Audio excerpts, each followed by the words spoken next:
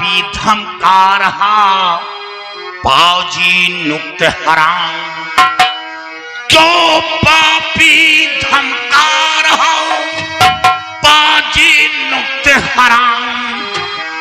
और खौफ नहीं खाया जरा बन बैठा सुल्तान।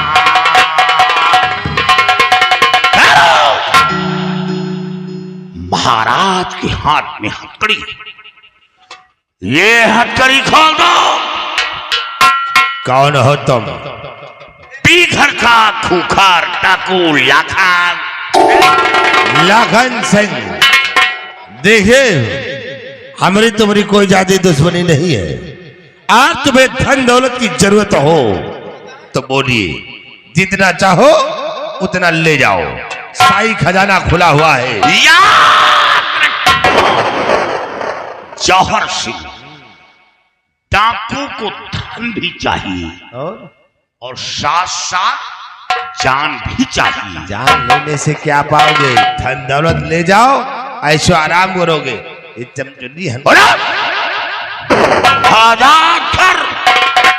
वरना इतनी गोली मारूंगा, गोली नहीं चलाना, तेरे खोपड़े का कीमा बन जाएगा। रुक जाओ, गोली नहीं चलाना। अगर इनको ले जाना है तो ले जाओ, लेकिन गोली नहीं चलाना।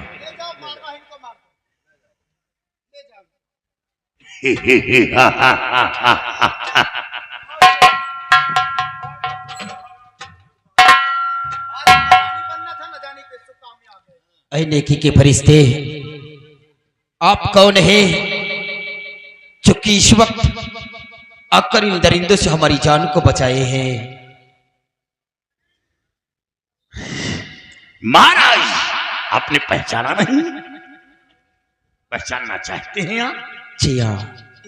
पहचानो, पहचानो कि मैं कौन हूं।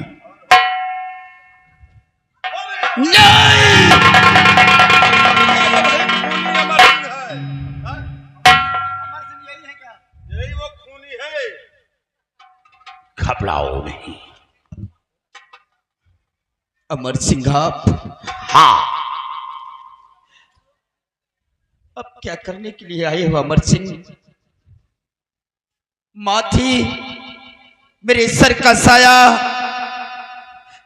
जिसे आपने छीन लिया।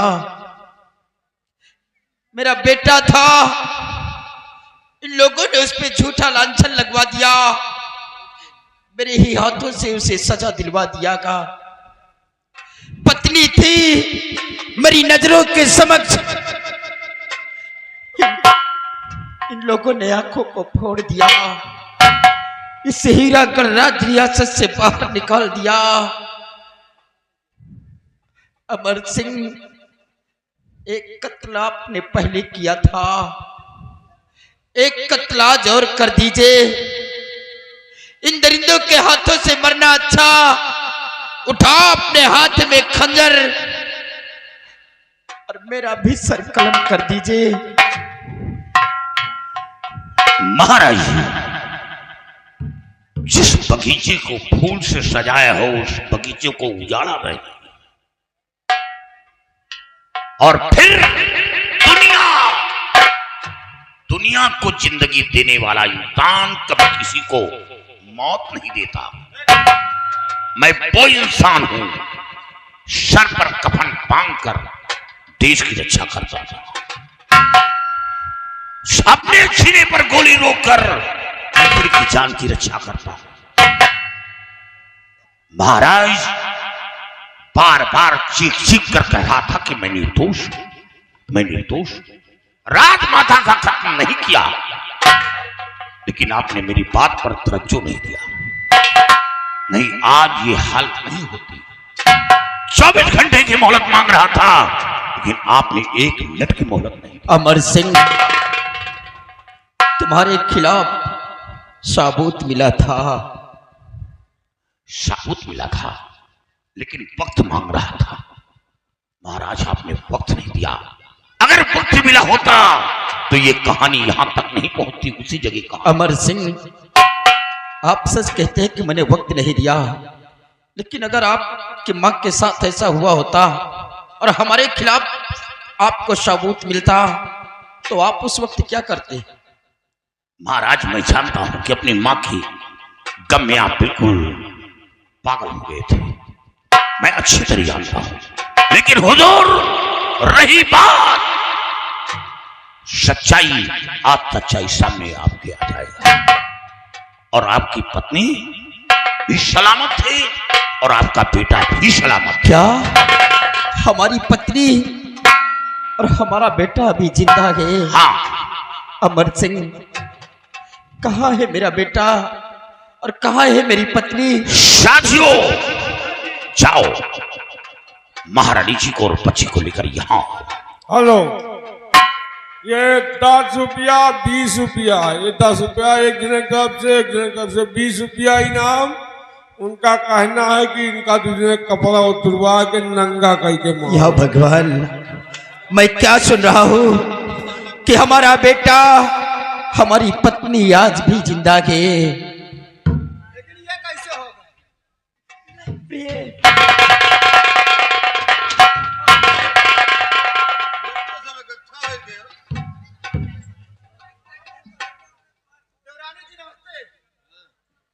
लेकिन प्रिय, ये मैं क्या देख रहा हूं कि इन दरिंदों ने तो हमारी नजरों के समक्ष तुम्हारी आंखों को छीन लिया था, फिर आपकी आंखों में रोशनी कैसे आई?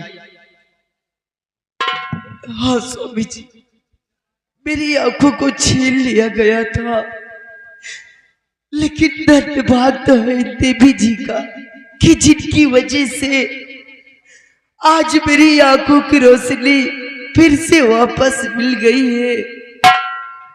क्या देवी? बेटी सामने आइए।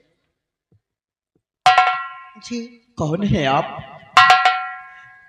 और कहाँ की रहने वाली है? राजन, मैं परी लोक की रहने वाली हूँ। मैं एक परी हूँ। धन्य हो बेटी, आज आपने हमारे परिवार की रक्षा की, हमारी पत्नी की आंखों में तुमने दोबारा रोशनी वापस लाई। हम आपको बार बार नमन करते गए। राजन, ये तो मेरा कर्तव्य था। हम लोग किसी के कष्ट को नहीं देख पाते हैं राजन। हाँ बेटी, देवी देवताओं का हृदय ही ऐसा होता है कि वो किसी का कष्ट नहीं देख सकते हैं। जी राजन। लेकिन अमर सिंह, और ये 20 रुपया और इनाम आया है। भैया का कहना है कि इनके दूसरे का नंगा करवा के मारो। अमर सिंह, और शिव पूजन की तरफ से भी 20 रुपया का इनाम। उनका कहना है कि रंडू का हुरो सबका हुरो। आप कहते हैं कि मैंने राजमाता का कत्ल नहीं किया है, हाँ, तो फिर कातिल है कौन? महाराज, अगर कातिल बाहरी होता तो खोज निकालता, वो आसानी से मिल जाता है। लेकिन जब करीबी होता है, जिस पर लोग शक नहीं करते, तो फिर ढूंढने में कठिनाई पड़ती है।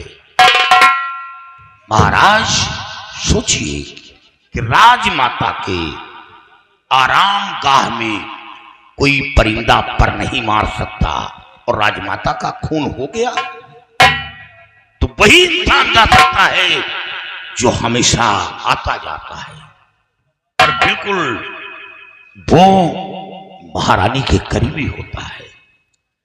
और अभी वो परिंदा, वो कीड़ा यही पल रहा है। अगर आप हुक्म दें तो मेरे मार से तो मुर्दे बोलने लगते हैं। ये तो इंसान है। अमर सिंह, उस दिन तो मैंने तुम्हें वक्त नहीं दिया था, लेकिन आज हम तुम्हें वक्त देते हैं और हुक्म देते हैं कि सिर्फ एक बार मेरे माँ के कातिल को हमारी समक्ष ला दो। हम अपनी हीरागढ़ रियाया के नजरों के समक्ष उसको कुत्ते की मौत मारेंगे। बहुत ठीक महाराज। साथियों,